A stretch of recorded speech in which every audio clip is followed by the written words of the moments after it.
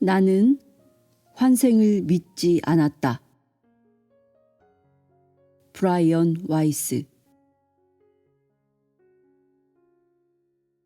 이 책을 쓴 브라이언 와이스 박사는 저명한 정신분석의로 현재 미국 정신의학계를 대표하는 인물 중에 하나다. 그는 이 책에 기록된 충격적인 사실들을 공개하기에 앞서 망설일 수밖에 없었다. 황당하게만 들릴 게 분명한 비정통적인 이야기를 한다는 건 의사로서의 그의 명성과 경력에 큰 타격을 줄 수도 있기 때문이었다. 그의 환자 캐서린은 지독한 악몽과 공포증에 시달리는 젊은 여성이었다. 그녀를 치료하던 중 와이스 박사는 의외의 상황에 직면하여 혼란에 빠진다.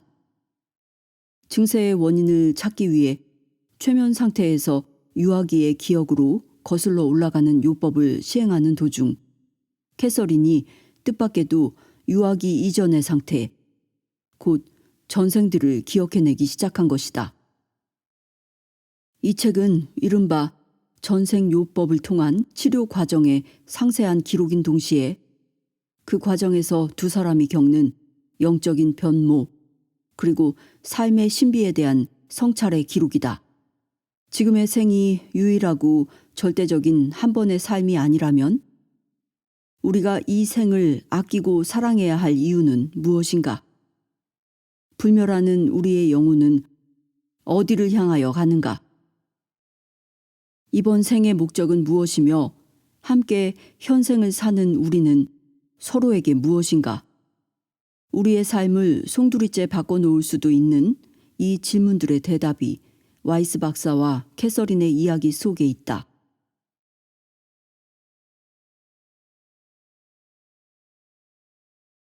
머릿말.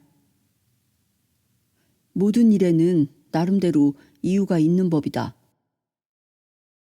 사건이 막 일어난 순간에는 그 사건을 이해하는 데 필요한 통찰력이나 예지를 갖고 있지 못하더라도 우리는 인내로서 마침내 이유를 밝혀내게 되는 것이다. 캐서린의 경우도 그랬다. 우리가 처음 만난 건 캐서린이 27살이던 1980년이었다. 캐서린은 불안과 공황, 공포증을 치료하기 위해 내 진찰실을 찾아왔다.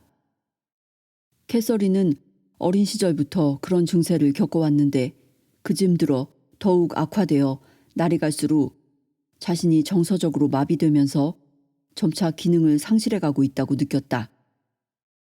캐서린은 두려움에 떨었고 눈에 띄게 활기를 잃어갔다. 혼돈에 처한 캐서린의 상황과는 반대로 당시 내 생활은 순조롭게 흘러가고 있었다. 나에게는 안정된 결혼 생활, 두 아이, 그리고 화려한 경력이 있었다. 나의 인생은 처음부터 탄탄대로를 걸어온 셈이었다. 나는 화목한 가정에서 자라났고 공부는 늘 우등이었다. 대학교 2학년 시절 나는 정신과 의사가 되기로 결심했다.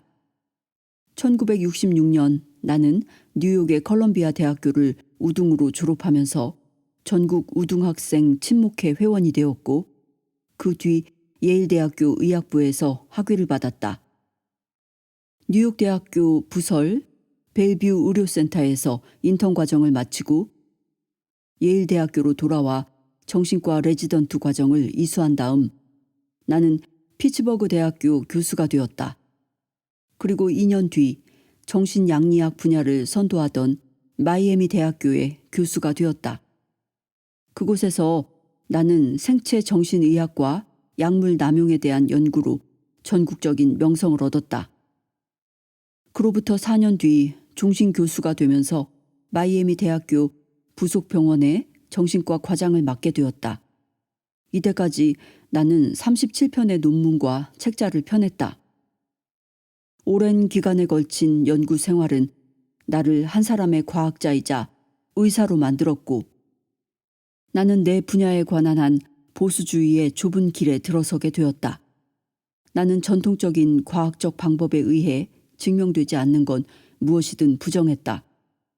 몇몇 큰 대학교에서 초심리학을 연구하고 있다는 사실을 알고 있었지만 나는 관심도 두지 않았다.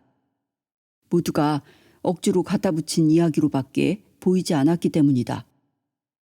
그러다가 캐서린을 만났다. 나는 캐서린의 증상을 치유하기 위해 18개월에 걸쳐 전통적인 방법을 동원해 치료를 했다.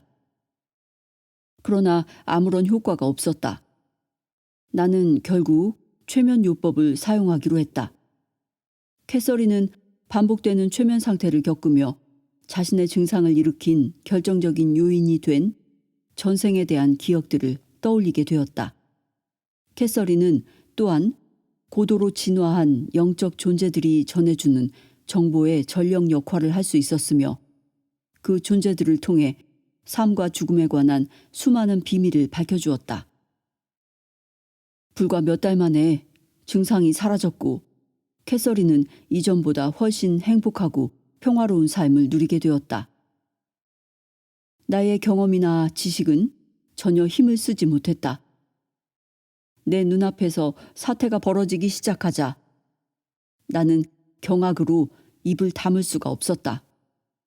나는 이 사건을 과학적으로 설명할 능력이 없다. 그곳은 우리의 이해를 벗어난 저 먼 인간 정신의 세계다. 캐서린은 최면 상태를 통해 전생의 기억이 담긴 잠재의식의 한 부분을 떠올릴 수 있었는지도 모르며 아니면 칼 융이 말한 집단 무의식, 즉 우리를 감싸고 있으면서 모든 인류의 기억을 담고 있는 에너지원 속으로 걸어 들어간 것인지도 모른다.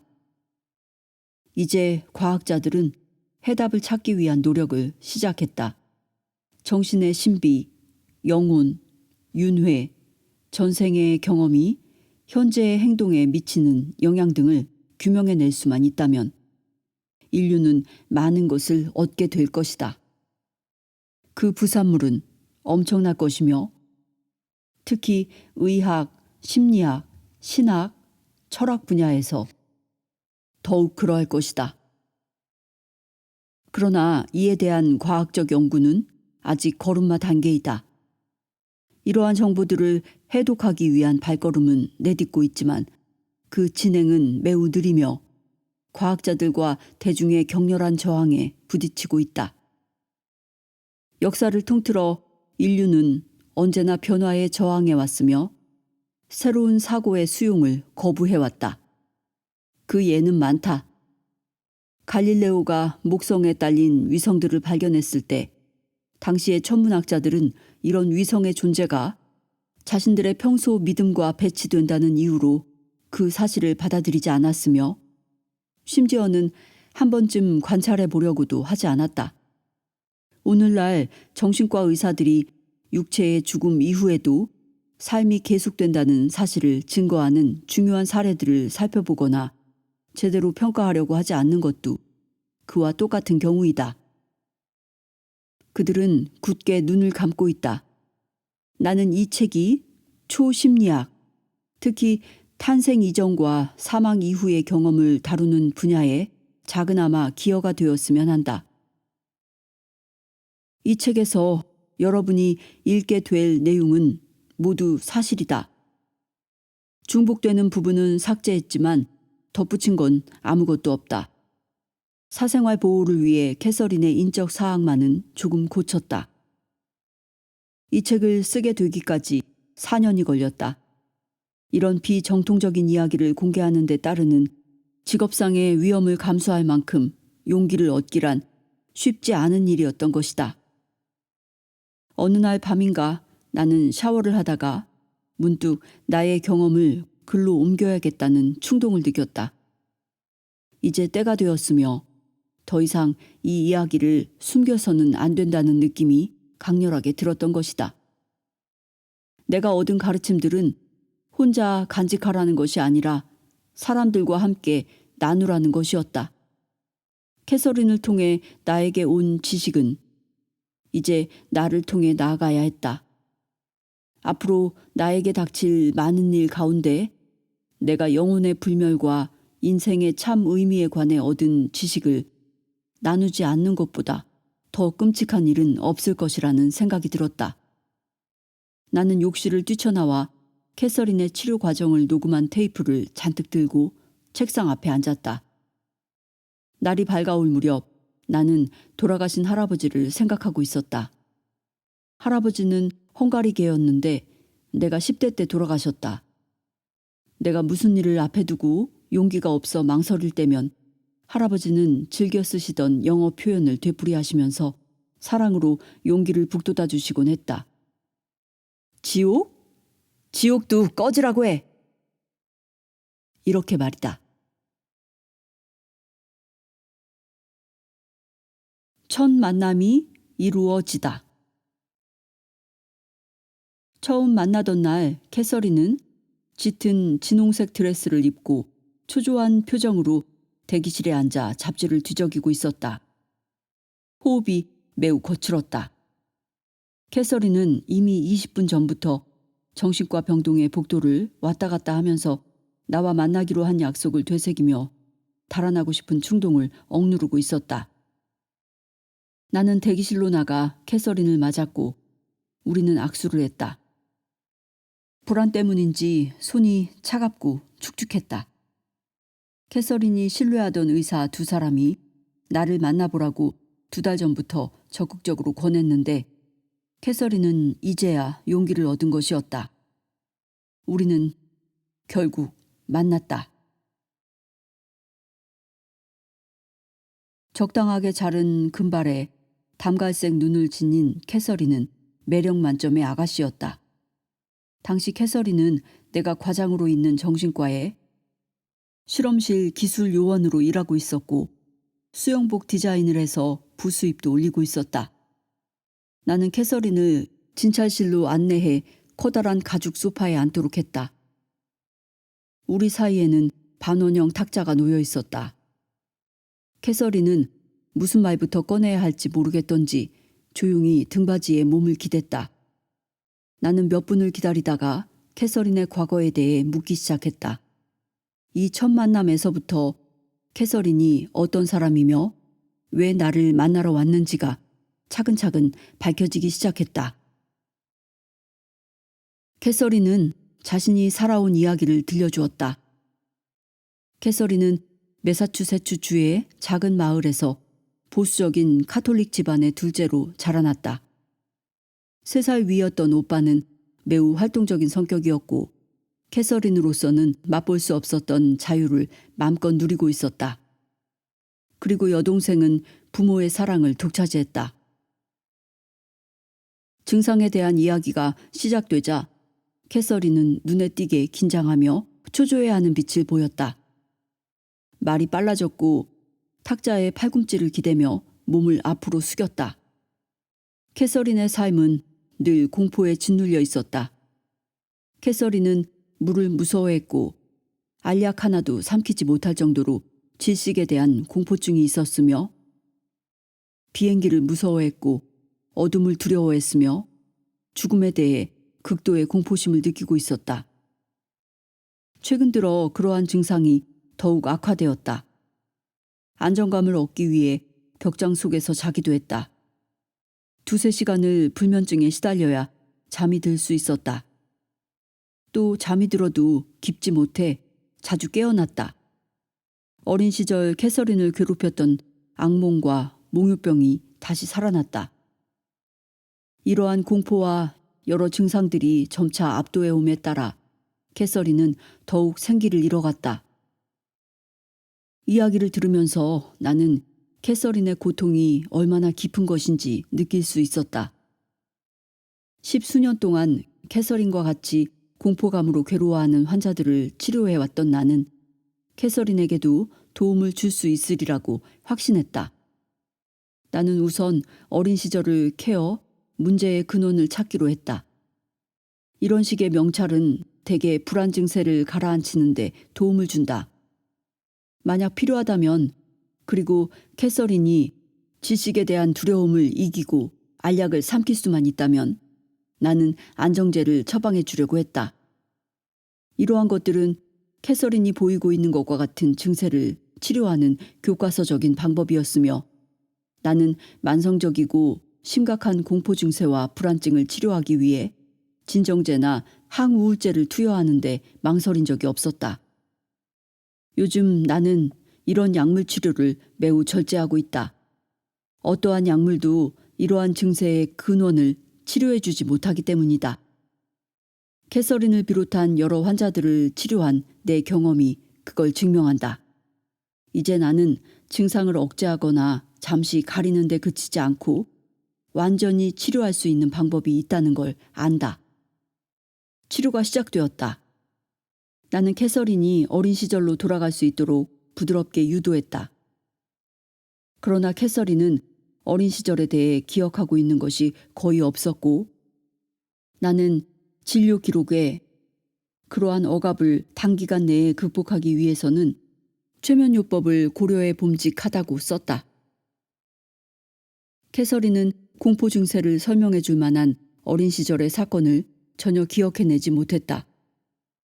캐서린은 간신히 과거를 더듬어 나가 기억의 파편을 몇 개 주워 올렸다. 5살 때 수영장 다이빙대에서 밀려 떨어져 큰 충격을 받은 적이 있었다. 그러나 그 이전에도 언제나 물을 보면 마음이 불안했다고 한다. 그 뒤 11살이 되었을 때 어머니가 심한 우울 증세를 보인 일이 있었다.